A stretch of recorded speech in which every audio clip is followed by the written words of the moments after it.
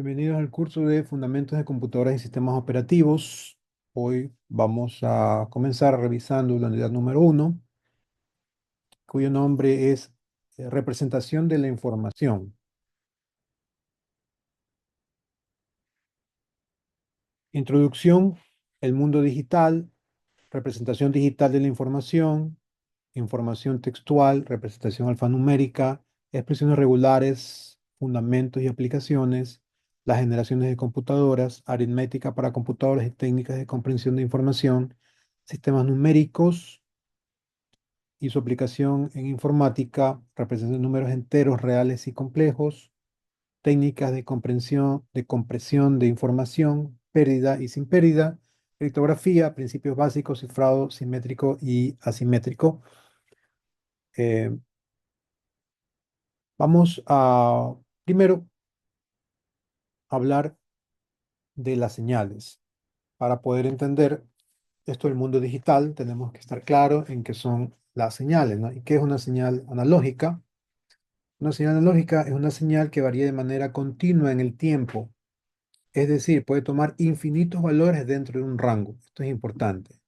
La señal analógica puede tomar infinitos valores dentro de un rango. Ya lo voy a explicar bien. Es como una curva suave que presenta cosas del mundo real como el sonido de la voz, la temperatura, la luz. Por ejemplo, el volumen de la voz cuando sube y baja de forma continua, no por saltos. ¿Sí?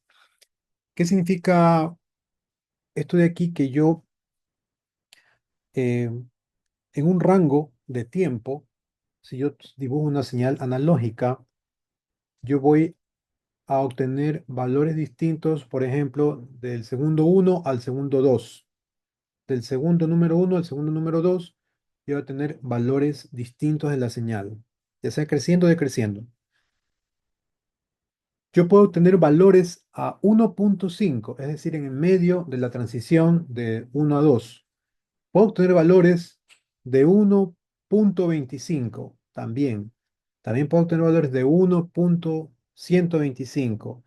También puedo obtener valores de 1.001, de 1.0000001. Es decir, es infinito el rango de valores, tanto en el eje X como en el eje Y, porque siempre voy a tener un valor que corresponde a mi rango, por ejemplo, de tiempo. Entonces, por eso yo digo que la señal analógica toma infinitos valores dentro de un rango. Eso es la característica de la señal analógica. Ya vamos a ver unos ejemplos más concretos y vamos a ver también unos videos de mediciones que he hecho anteriormente para distinguir y ver las características de una señal analógica y los parámetros importantes que debemos entender de una señal, porque en eso se basa todo el inicio de la información digital. Vamos a comprender muy bien esto. Y si tienen alguna pregunta, me interrumpen en cualquier momento, por favor. Si algo no les queda claro. ¿Qué es una señal digital? Una señal digital es una señal que varía de forma discreta. ¿Sí? Discreta es lo contrario a continuo, ¿no? Es decir, usa valores finitos y definidos. Usa valores finitos y definidos. Yo en un rango de tiempo solo voy a tener valores finitos. Ya no voy a tener valores infinitos. Es un valor, otro valor u otro valor. Una señal digital puede ser normalmente cero y uno, pero puedo tener cero, uno, menos 2, menos 3, del cero al 9. Si yo tengo un número finito de valores en la señal, es una señal digital. Así no sea cero y uno, sea las letras del abecedario, los números del 1 al 10. Si yo utilizo esas señales, ya se convierten en digital, porque lo contrario de lo analógico es que yo no voy a tener un número infinito de valores, voy a tener valores definidos. En nuestra materia vamos a hablar de la señal digital binaria, que solo tiene cero y uno, que el 0 está representado en señal de voltaje de 0 voltios y uno puede estar representado por 5 voltios, por 12 voltios, por menos 5 voltios, por menos 12 voltios, 24 voltios. Va a depender del hardware que vayamos a trabajar. Se representa en escalones o pulsos. ¿Sí? Son pulsos. Vamos a ver con un video que son pulsos, no con curvas suaves, ¿no? No son curvas que, que no van a tener cambios abruptos, sino que son pulsos a diferencia de la analógica. La analógica son curvas suaves siempre. Las computadoras solo entienden señales digitales. Por eso toda información, sonido, imagen, texto tiene que convertirse en digital para ser procesada.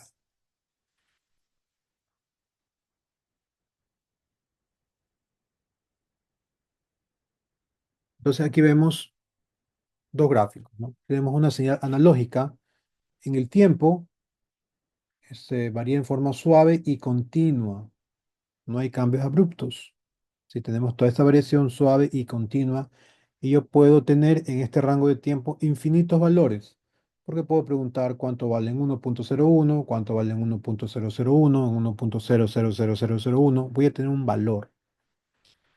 La señal digital es concreta. O este valor, o este valor, o este valor, o este valor. Ya no tengo valores infinitos en la señal. Solo ya tengo valores finitos, un cierto número y definidos. Aquí vemos un ejemplo de un reloj analógico donde puede tomar valores, o sea, y si nosotros lo vemos, podemos aproximarnos al valor que dice, pero no al verdadero valor como en el digital que tengo preciso con números, ¿no? Tengo la hora, minutos y segundos. Acá digo valores aproximados porque están en un rango dentro de la posición del reloj. Ok, vamos a ver un ejemplo de medición analógica. Vamos a irnos a este enlace.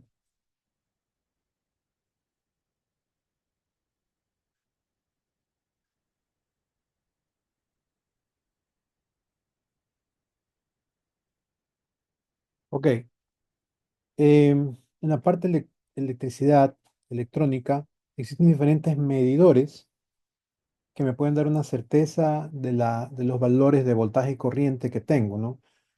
Parámetros importantes para sistemas de datos, que es la parte energética.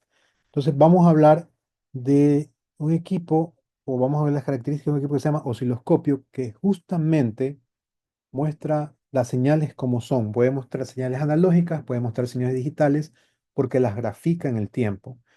Este osciloscopio es como los rayos X para un doctor, ¿sí?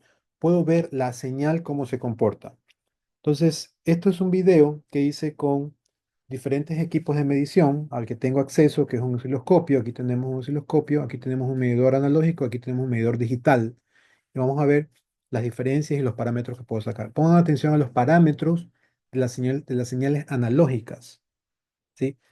Que sirven para las bases de las características de las computadoras también. Tengo una pregunta, me interrumpen en cualquier momento.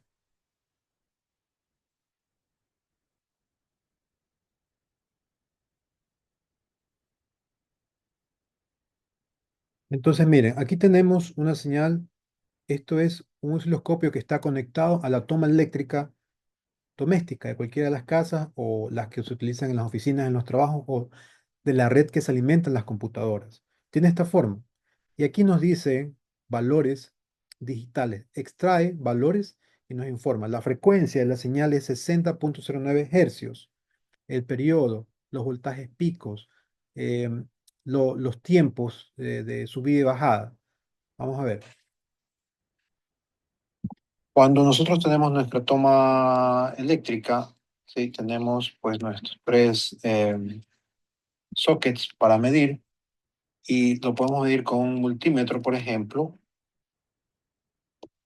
y podemos tener un valor, por ejemplo, de 120 voltios. ¿Sí? Si medimos entre este socket y este socket de aquí. O sea, sería la diferencia de voltaje entre la fase y el neutro. Ahora, lo que vamos, o este video, lo que presenta es la medición con otro equipo que se llama osciloscopio. Lo mismo que es para un médico la máquina de rayos X, para un ingeniero eléctrico en mantenimiento o todas las personas de ingeniería, Es un osciloscopio para las redes eléctricas. Permite ver cómo se comporta la señal en AC y podemos obtener varios datos de allí. Por ejemplo, en la pantalla, la primera medida que se nos da es la frecuencia. La frecuencia, más o menos, porque aquí nos va a fluctuar en 60 hercios. El siguiente dato que da es el periodo. Acordémonos que el periodo es el tiempo en que se repite la onda, y esto es 1 sobre frecuencia, entonces sería 1 sobre 60 Hz, y esto es aproximadamente 16 milisegundos. El min es la media. ¿Qué significa esto de aquí? Um, que yo estoy midiendo, si este es mi eje,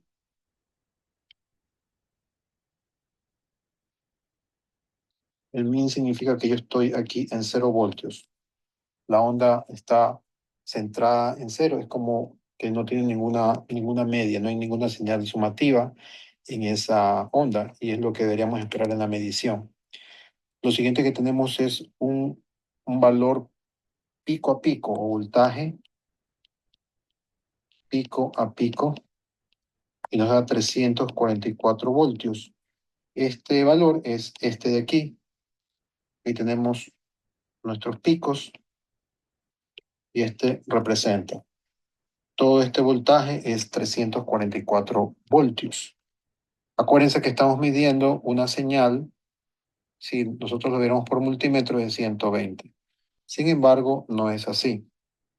Si tengo este valor pico a pico, sí, yo esperaría, como la media cero, esperaría que esté centrada, pero por lo ya en la realidad las mediciones son afectadas por muchísimas cosas. Yo en realidad tengo un voltaje, si tengo de pico a pico un voltaje, podría sacar el voltaje RMS eh, con los siguientes valores. Aquí yo tengo un voltaje máximo, mínimo, perdón, se lo presenta en el multímetro, que es perdón, en el osciloscopio, que es de 168 voltios, y un voltaje máximo de 176 voltios. Entonces, mi voltaje RMS, acuérdense que es el voltaje pico dividido para raíz de 2.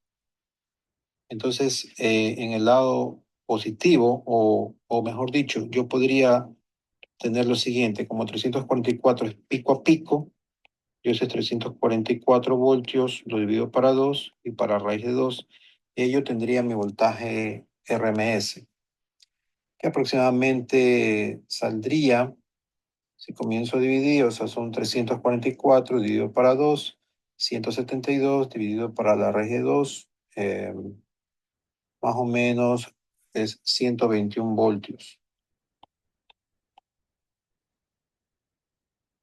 AC, pero RMS. Eso es lo que un multímetro va a medir, ¿sí? El osciloscopio nos da todas estas medidas exactas para saber las propiedades de la onda. Y por último, tenemos dos mediciones más, que son el ancho de pulso o el pulse width y el rise time. El ancho de pulso es este de aquí, ¿sí? Y nos dice que es 8.228 milisegundos, y el rise es este de aquí, que es 4.8 milisegundos.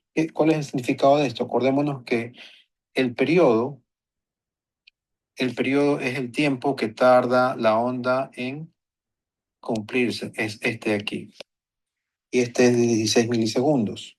El ancho de pulso mide desde el momento de que comienza a subir hasta cuando llega al mínimo valor. Entonces el primer ancho va a ser aproximadamente de 8 milisegundos, y el rise time cuando alcanza su valor máximo de 4.8 milisegundos. Entonces esta es la valiosa información que nos da el equipo osciloscopio, como lo están viendo en la pantalla. Se están midiendo. Esto es la lógica también. Medidores analógicos están aquí atrás.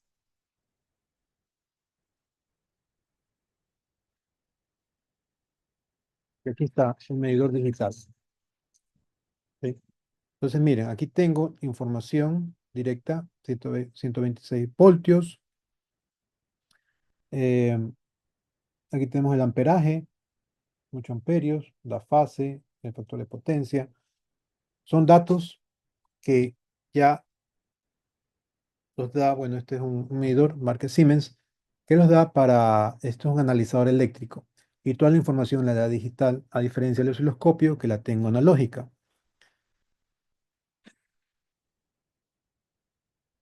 Y pues este equipo se conecta en red y puedo yo tener toda la información de todos los voltajes, la parte histórica, a ver cómo es el comportamiento. Estoy analizando el comportamiento de una cafetera, que es lo más común en oficinas.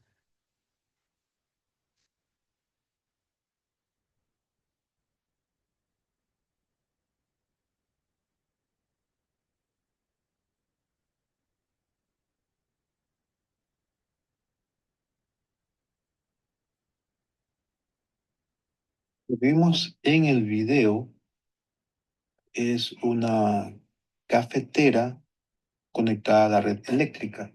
La red eléctrica, por supuesto, de 120 voltios, 60 hercios.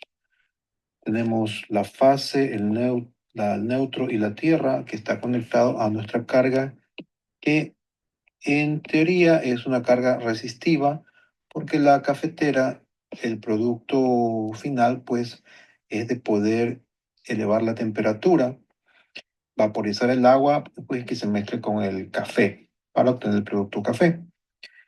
En el video vemos un osciloscopio donde se muestra la señal de la onda de 120 voltios, un amperímetro analógico que marca 8 amperios y también tenemos un analizador de red digital Siemens Centrum PAC 4200 que nos presenta en pantalla 126 voltios, 8 amperios, el coseno de phi o factor de potencia que es igual a 1, que ya lo esperábamos porque es una carga puramente resistiva, y el diagrama fasorial donde vemos el voltaje y la corriente en fase, o sea, no están separados ningún ángulo. Por aquí lo que está pasando son una corriente de 8 amperios. Esta es nuestra toma típica donde tenemos la conexión de fase, que es el socket más pequeño, el neutro, el socket más grande y el central, que es la tierra para protección, y nuestro cordón, ¿no? Sino que está representado por estos dos terminales y que están conectados a esta resistencia. También pudimos observar el diagrama fasorial en el analizador de red, y vimos que el voltaje entre la corriente, el ángulo entre el voltaje y la corriente, perdón, es cero.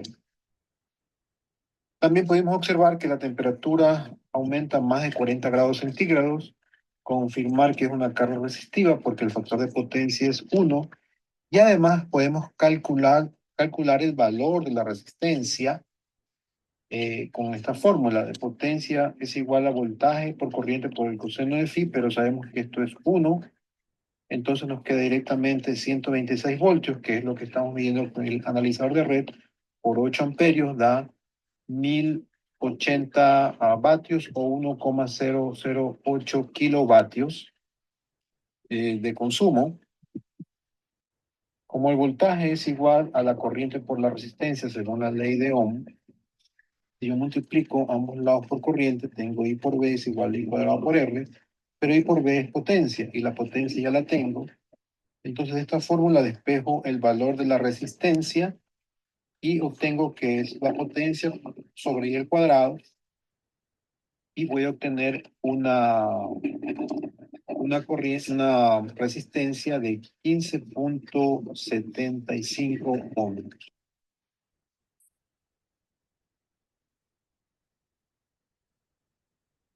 Entonces,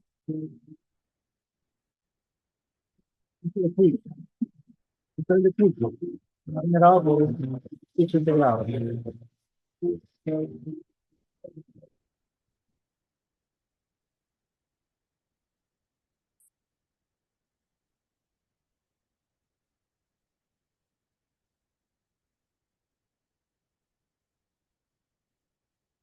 pueden ver nuevamente. Les paso las diapositivas. ¿Y qué tenemos aquí? Pues las diferencias, ¿no? Entonces, mundo digital, mundo analógico, simple. Mundo analógico, valores infinitos. Mundo digital, valores finitos de señales. Ok, entonces, eh, ¿cuáles son? Ayúdenme ustedes a configurar un diagrama de bloques de un computador. ¿Cuáles son los componentes de un computador? ¿Alguien que me ayude?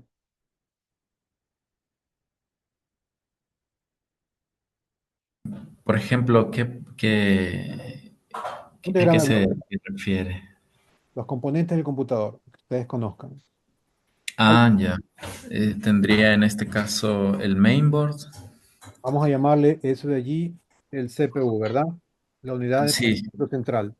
¿Qué es lo que ujú, hace eso? Recibe todas las instrucciones de dónde, de quién. de la tarjeta madre. Hablamos de la tarjeta madre y todo como CPU. ¿Qué más Ya. dentro del un diagrama de bloques del computador? ¿Cómo ingresamos la información al computador? Ah, ya. Sería teclado y la pantalla. Exacto, ¿no? Entonces, por ejemplo, perfecto. Entonces aquí tenemos eh, teclado, como bien lo dice, que va a llevar información hacia el CPU, ¿no? ¿Verdad? Hacia el CPU. Pero no solamente podemos obtener información del teclado hacia el CPU.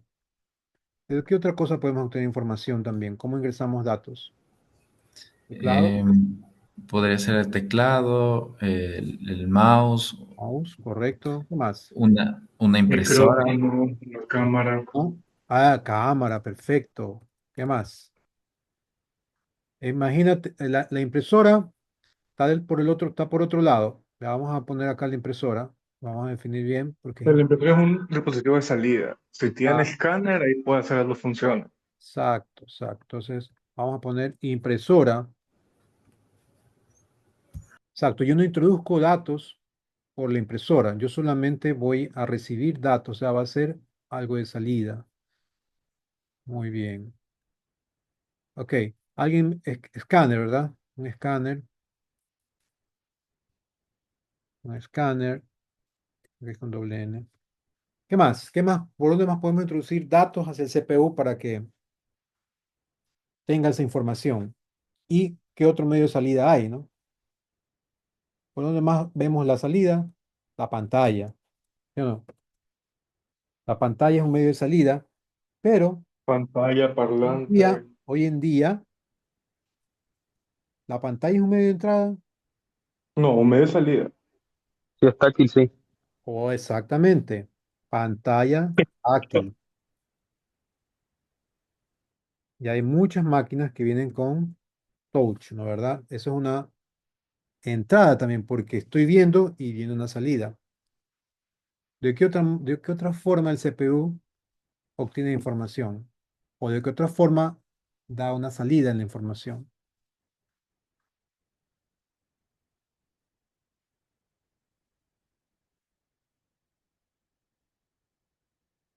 Levante, participen nomás, ¿no? A A través través de del de los lápiz bocinas. óptico. Por el lápiz óptico se puede ingresar información y tiene salida. Perfecto, hay un lápiz óptico, hay o esa pistola que escanea códigos, el lápiz También, también. óptico, una lectora de códigos.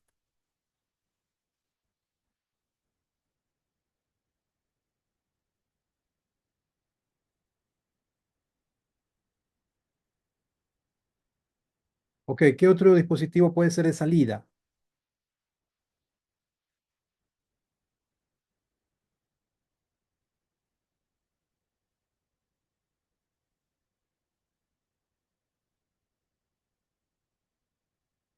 De salida, parlante, profe. Perfecto, puede ser una salida de audio, parlante. Entonces, ¿qué otro dispositivo puede ser de entrada? Para la voz. Micrófono. Micrófono, muy bien. Las máquinas ahora vienen con dispositivos de seguridad. Claro, Eh, el TPM. ah, puede ser Los módulos TPM. lector de huella Ah, táctil. O sea, por ejemplo, la computadora que estoy trabajando ahora solamente accede si yo pongo mi huella digital, como a veces los celulares también vienen así, ¿no? Ok, vamos a hablar. Ok, entonces, estos son dispositivos periféricos, es decir, están fuera del CPU, pero sirven para ingresar información para que éste la procese y pueda dar una salida. Ok, entonces, vamos a redibujar esto para que tenga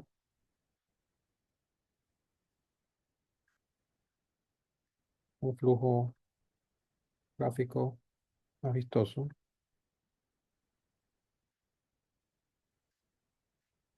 Yo voy a tener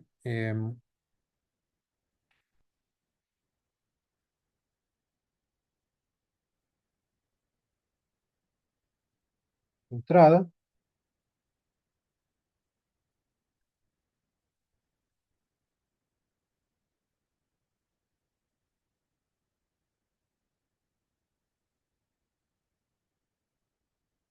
salida.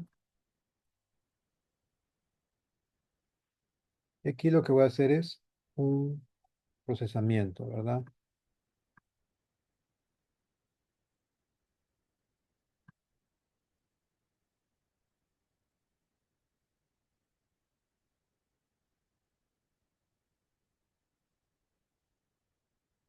Una unidad de procesamiento donde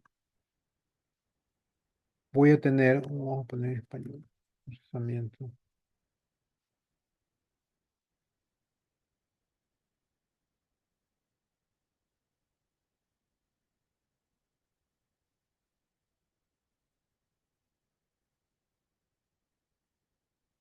Ok, ahora vamos a hablar del CPU.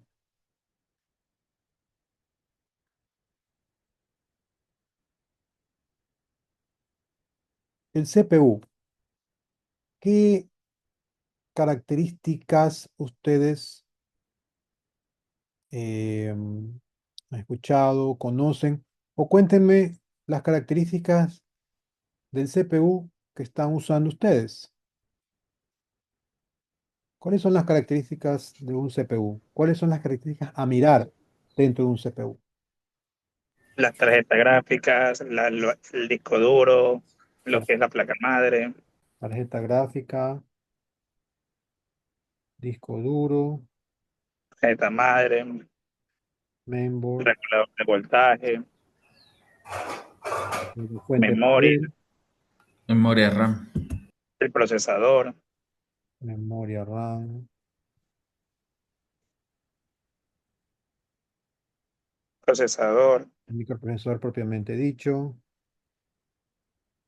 o sí, y se podrían también indicar lo que son diferentes puertos que a veces son añadidos como un Perfecto. punto adicional. Así es, puertos. Puertos. Eh, por ejemplo, red de video, puertos HMDI, HDMI, DisplayPort, VGA, RGB, USB. mini DisplayPort, tipo C también transfiere video. Estamos bien. Está perfectamente clarísimo. Y si tiene alguna duda, algún estudiante, por favor, este es el momento de hacerla. Ya vamos a ver esto es una lluvia de ideas, em, donde estamos describiendo las partes principales de una unidad de computación, una computadora básica, y es verdad, tengo que ver todo esto de aquí. Aquí tengo, importante, la frecuencia o la velocidad de procesamiento. En el video anterior vimos un tren de pulsos digital. ¿Qué es lo que en el tiempo ha llevado a mejorar las comunicaciones en sí? Hablemos hace 10 años atrás o 20 años atrás, las conexiones de Internet eran por Eran por medio de internet o por teléfono. teléfono, así, En- Internet por teléfono, y ahora estamos hablando de fibra óptica, ¿verdad? ajá. Pero hay algo importante, importantísimo, que va a marcar el paso de la velocidad de las comunicaciones, es la frecuencia de los CPUs, o sea, el reloj del CPU, la velocidad del CPU. Yo les pregunto a ustedes, ¿qué velocidad tiene su CPU? Ahora estamos hablando. eh, Varía. O Ah, sea, ¿cuál es el por rango? ejemplo, en la torre que yo tengo tiene un 12600K. El base creo que era 3.2 GHz en todos los picos, pero si se usa una actividad específica, por ejemplo, juegos o una tarea de render, sabe subir hasta 4.6. Correcto. ¿Alguien más que me comparta la velocidad de su computador? Si no la saben, pues aquí les podemos indicar cómo sacarla o cómo verla. Ya, en mi caso una laptop 1.5 GHz, Perfecto. Intel 1065 a 3, a 3.5 GHz de turbo. Listo. Entonces, ¿qué significa esto de los hercios? Es un ciclo por segundo. Si son de 3 gigahercios, estamos hablando de que en un segundo puede ejecutar acciones de hasta 3 miles de millones, ¿no? Realmente que Ah, es bastante rápido. Eso es lo que ha marcado las comunicaciones, la velocidad del CPU. Mientras más rápido sea la frecuencia del CPU, más rápido puedo procesar y más rápido puedo enviar. Entonces van evolucionando también las tarjetas de comunicaciones y las tasas de velocidad también van aumentando cuando hablamos de sistemas de red alámbricos o inalámbricos. Lo que marca el ritmo es la velocidad del procesamiento, por eso es importante distinguir y saber a qué nos referimos cuando hablamos de estas características del computador. Ahora, especificaciones técnicas básicas del computador. Ya vimos muchas. Vamos a ver si una se nos quedó por fuera. El CPU es el cerebro de la computadora. ¿Qué marcas hay en el mercado? En nuestro mercado, Intel AMD, de varios núcleos y la velocidad en gigahercios, ¿no? Eso es lo que hay que mirar, ¿no? ¿Qué es y qué hay que mirar? Estamos hablando de qué marca. ¿Qué prefieren ustedes? Intel, AMD y de qué velocidad. Mientras más velocidad, vamos a saber que los procesos los va a hacer más rápido.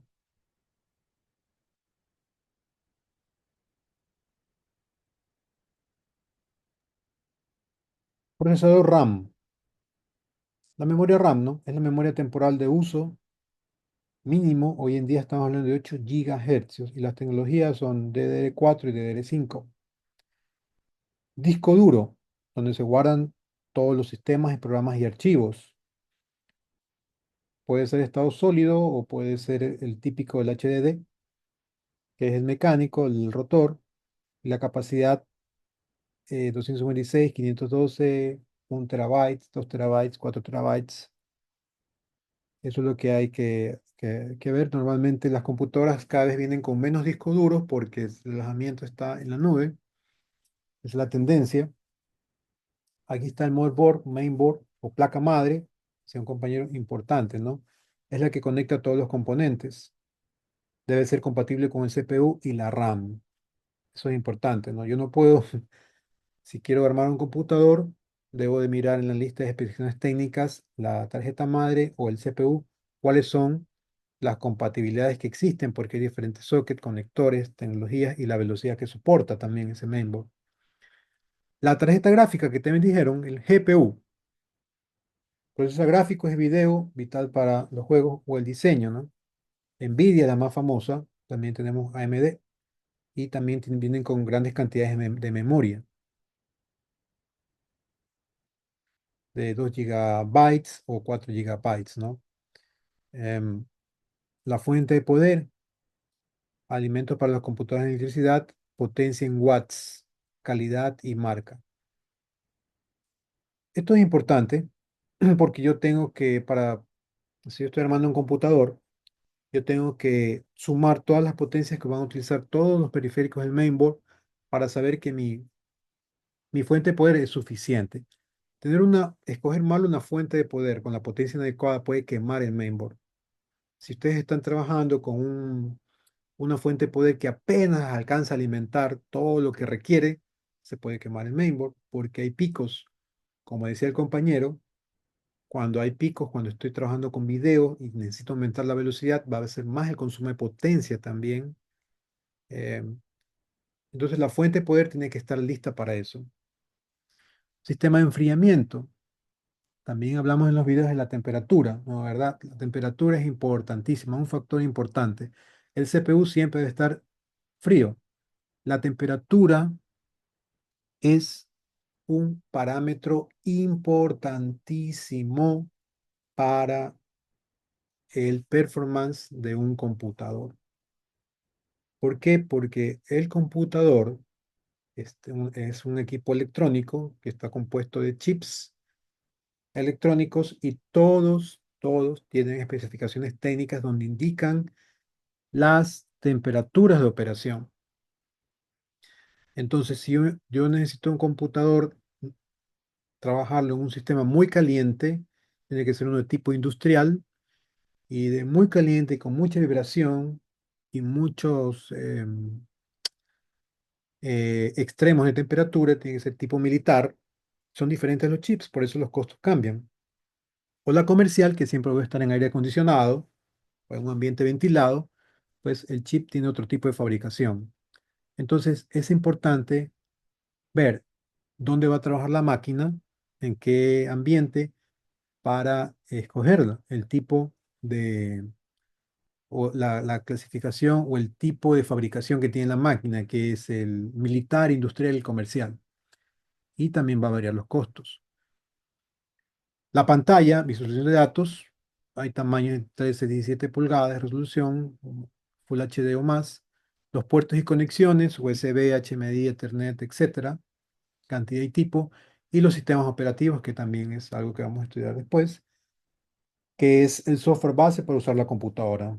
Bueno, actualmente es Windows, todo lo que son Windows, Linux y Mac. ¿Alguien utiliza Linux, Mac o Windows? Coménteme qué En sistema mi caso operativo. estoy utilizando Linux en DualBox con Windows. Perfecto. ¿Alguien más? Yo utilizo Mac, sistema operativo Mac OS. ¿Quién utiliza Windows? Y en alguna ocasión también he utilizado MacOS de pasada. Ok.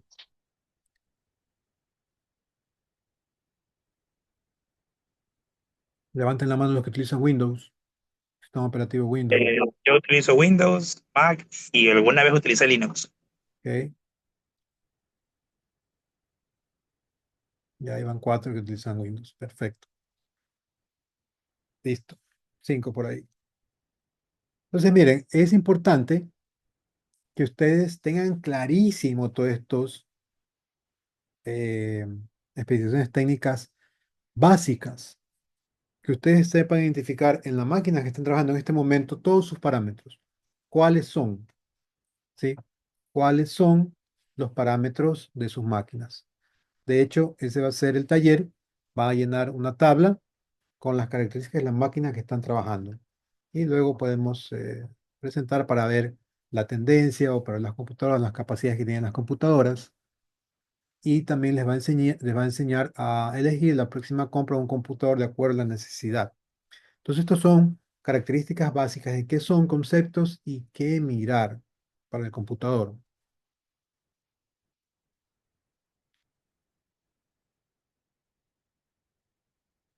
¿Cuáles deberían ser las especificaciones para una máquina funcional y fluida?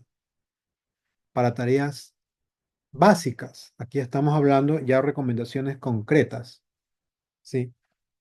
Componente, especificación mínima recomendada para hacer tareas básicas. Procesador Intel Core i3, décima generación en adelante, o el AMD Ryzen 3.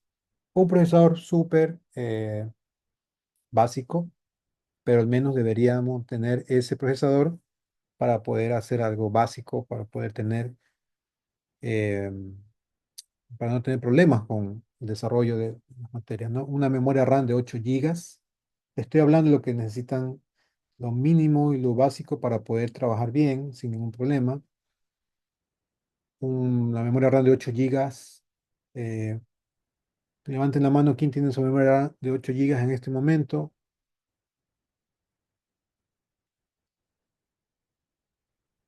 Nadie. Bueno. Almacenamiento 256 gigas de estado sólido. Los discos duros de estado sólido son los más modernos, presentan menos complicaciones.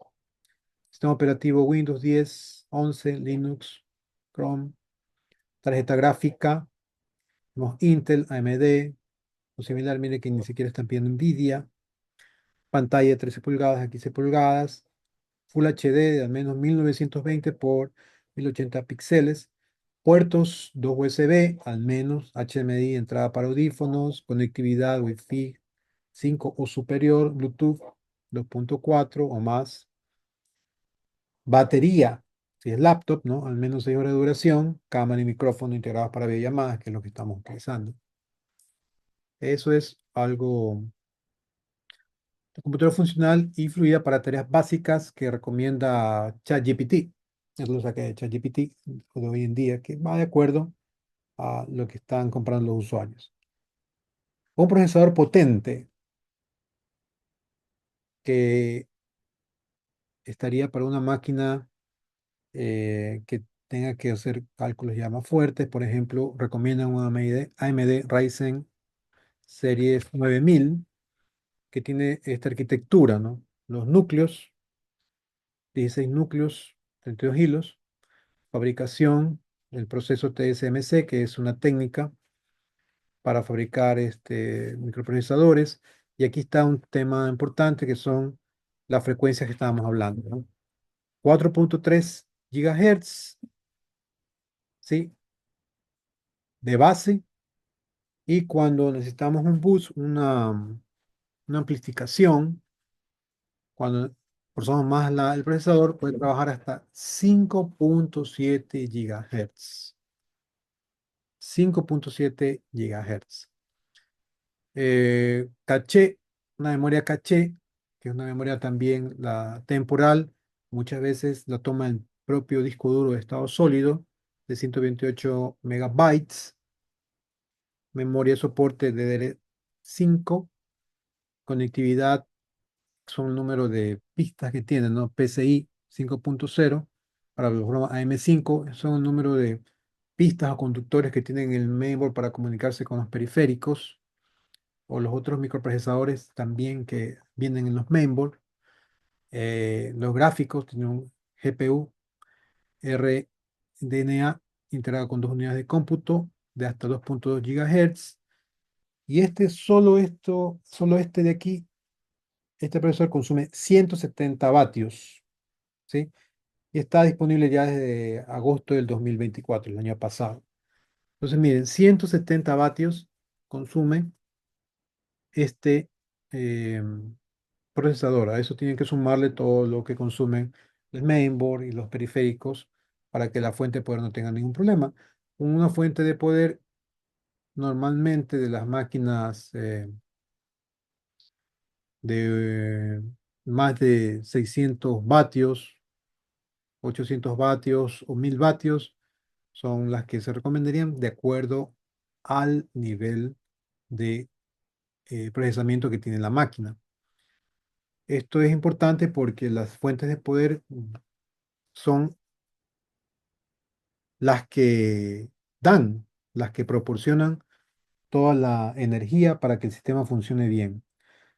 Y repito, si una fuente de poder no puede suministrar la energía que necesita el sistema de cómputo o no va a trabajar bien o no va o se va a dañar. Y esto se produce, yo lo he visto mucho en servidores o en sistemas ya muy especializados. Dibujo videos, les puedo conversar una anécdota. eh, en un cliente eh, se instaló un sistema para un NVR, ¿no? Un sistema que colectaba todos los videos de las cámaras IP de una empresa grande, que no puedo decir nombres, pero les puedo contar todo lo que pasó, que se entregó el proyecto funcionando, incluso cámaras con reconocimiento facial para detectar personas, ¿no? Y dar alertas en caso de que sea alguien no deseable, o bienvenido. Y todo estaba bien cuando se entregó, pero con todos estos problemas eléctricos que ocurrieron el año pasado, que habían apagones, funcionaban los generadores, a veces no, o los UPS no, las fuentes de poder fueron las que sufrieron muchísimo en esa época. eh, y pues ya habíamos terminado el trabajo, estaba sin garantía, pero el cliente nos llamó porque tenían problemas de que no encontraban grabaciones, no encontraban videos de algunos días, de varios días, otros unos días sí, otros días no. Y, y al final la conclusión fue que sin notificar, sin notificarme, ellos cambiaron la fuente de poder. O sea, una fuente de poder de 1000 vatios la cambiaron por una de 600 vatios, era exactamente igual por fuera, calzaba los mismos conectores, todo, pero no se habían fijado en el detalle importante. Ellos además se fijaron en el voltaje, ¿no? Que era 110 voltios, 100 Hz, la forma, el case, pero la potencia no era la misma. Entonces, y eso es interno. Lo que ocurría era de que el disco duro, uno de los 4 discos duros que tenía, ya no, ya no trabajaba, porque la fuente de poder no le daba la suficiente potencia a él. Y como esos discos duros van trabajando en forma, ¿cómo les puedo indicar? Como equitativa, o sea, ya había 3 horas, 3 horas a ti, 3 horas al otro, se conectan y comienzan a darle poder, se encienden. Entonces el último ya no se podía encender bien, no se podía encender bien y no generaba ninguna alarma, simplemente que el disco no era reconocido. Y eso solamente lo puede ver en el sistema operativo, o sea, en el BIOS, ¿no? De la máquina, que solo reconocía 3 discos. Ah, el disco duro se dañó. No, el disco duro no era el problema. El disco duro se cambió por uno nuevo y no era el problema, no lo reconocía. El problema era la fuente de poder. La fuente de poder no abastecía a todos los discos duros y uno simplemente se quedaba fuera. Tenía algún tipo de protección la tarjeta que dejaba fuera ya cuando la potencia no es suficiente y ese era el problema. Simplemente fue porque no reemplazaron correctamente la fuente de poder. Entonces, la potencia en vatios es un tema importantísimo en las computadoras. Debemos conocer cuánto es nuestra fuente de poder y si se nos daña alguna vez para reemplazarla, tiene que ser igual o superior el bateaje para no tener ningún problema en el futuro.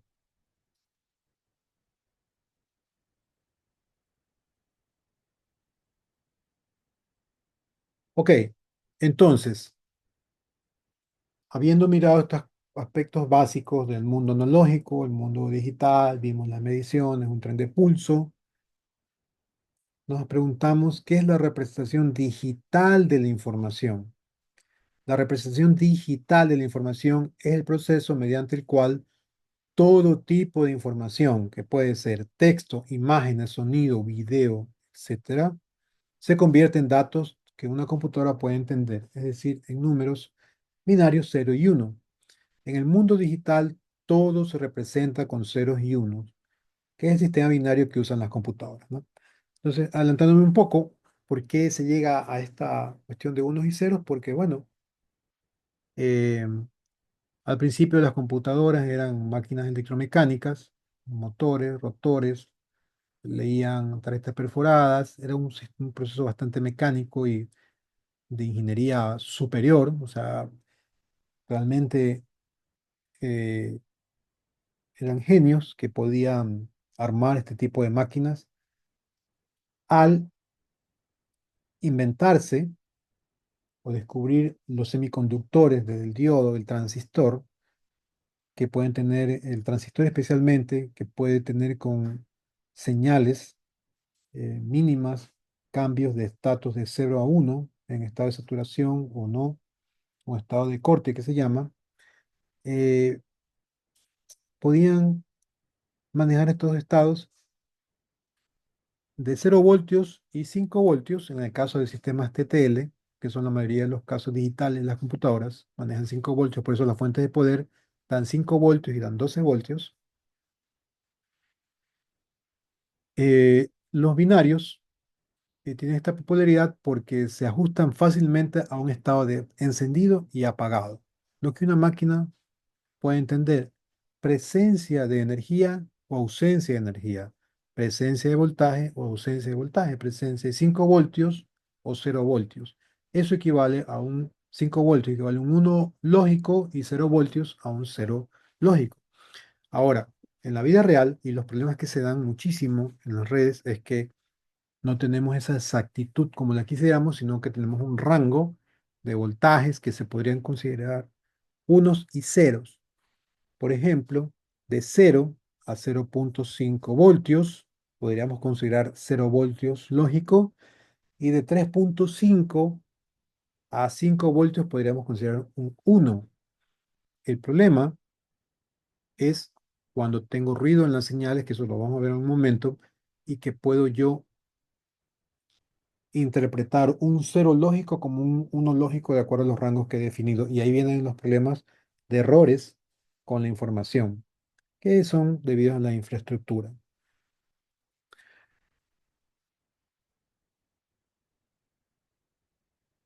¿Qué tipo de información se pueden representar digitalmente? Bueno, el texto, que son palabras y letras como código ASCII o el código Unicoide.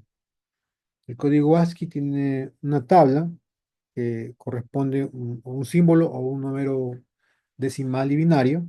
El Unicoide es un ASCII ampliado. El Unicoide contiene todo el ASCII más símbolos especiales, y hasta emojis. eh, Es un listado que toda la simbología que nosotros podemos entender en nuestro lenguaje se describe en el sistema decimal, en números decimales y por ende en números binarios. Una imagen que viene de fotos o dibujos se representan como píxeles y con valores RGB, ¿no? Que son los colores. Em, un sonido de música o voz son frecuencias convertidas en bits. Un video, películas o videollamadas, son fotogramas, son un conjunto de fotos, más audio digitalizado, y datos numéricos o números o cálculos representados en binaria directa, ¿no? Un número directamente lo podemos representar con binario, con la transformación a binario, con el algoritmo que nosotros conocemos, de decimal a binario.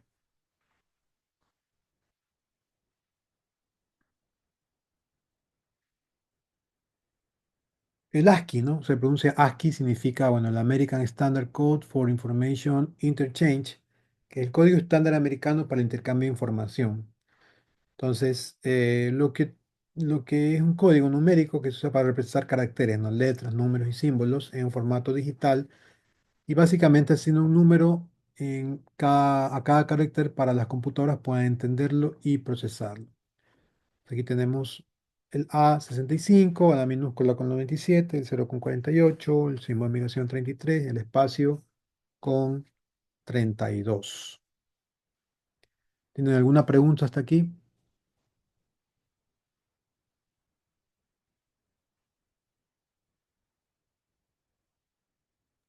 Realmente no, profe. Sí, estamos un poquito familiarizados Perfecto. con el estándar, pero ajá. Ok. Em, con respecto a la infraestructura, ¿no? Estamos hablando de señales y de la señal analógico o digital. No podemos decir que es mejor la analógica o la digital, ¿no? Eso no existe. Son dos tipos distintas de información. Es más, otra vez estaba leyendo un artículo en que las siguientes computadoras en unos años entiendan información directamente analógica. Esas son como las primeras computadoras. Las primeras computadoras que existieron, la información que se entregaba y la que daban era de forma analógica. El problema es que, bueno, en ese entonces la información que se ingresaba pues eran textos o números y podía procesarla sin ningún problema. Lo que ha pasado ahora con la tecnología es que tenemos imágenes, tenemos voz, eh, tenemos videos en que realmente la cantidad de información es bastante y el canal o los canales de transmisión no son suficientes para transmitir en analógico por la cantidad de información que utilizan. Entonces, las técnicas de digitalización lo convirtieron en bits para emular, para tratar de transmitir la señal por medios de comunicación. Entonces, en eso se centran las técnicas de digitalizar las señales por la limitante que existía hace algunos años con la transmisión de la información, ¿no? Entonces acuérdense que las primeras conexiones de Internet se le hizo por la red más grande del mundo, que es la red telefónica, pero esa tiene un límite, un límite para la transmisión de bits. No podía transmitir más de, por línea telefónica, 33 kilobits por segundo. No es nada. ¿Cuál es la conexión que ustedes tienen en sus casas? Cuéntenme. ¿Qué ancho de banda tienen contratado en sus casas, oficinas, donde están conectando en este momento? ¿O cuál es la velocidad de la Yo en mi casa tengo 350, pero realmente simétrico tengo solamente 250. 250 megabits por segundo? Es bastante ancha. ¿Alguien más que nos comente cuál es la velocidad que tiene en su casa?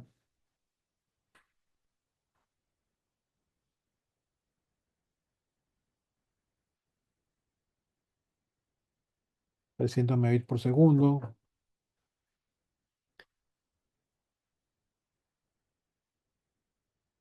¿Pueden, por favor, hacer un test y me pueden confirmar la velocidad? Un test, ahí pongan Google. Pongan test de velocidad de cualquier proveedor, de Live, por ejemplo, o de Movistar. Hagan el test y me comentan cuál es la velocidad. Alrededor de Ah, 60 simétrico, 60, ¿qué cosa? 60 megabytes. Ya, hablemos Sí. con propiedad. No son bytes, son 60 Perdón, megabits. megabits por segundo, sí. Así es. Entonces, bytes es memoria, ¿no? Acuérdense eso. Bits son velocidad, entonces son megabits por segundo. Cuando hablas de memoria, disco duro o RAM, ahí sí son bytes. ¿Ok? Entonces, ¿alguien más? Tiene 60 por ahí, 300 por acá. ¿Alguien más que me comente qué velocidad está usando en este momento con un test de velocidad? Tengo, profesor, 84 de descarga y tengo 90 de subida Perfecto. con ¿Alguien punto más? .NET. ¿Alguien más que me comente?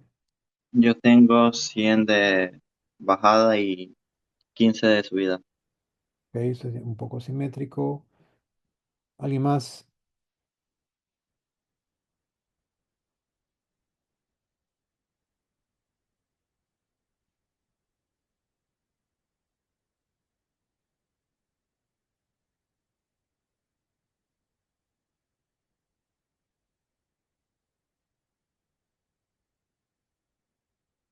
Ok. Bueno, aquí vamos a tener la clase de hoy día.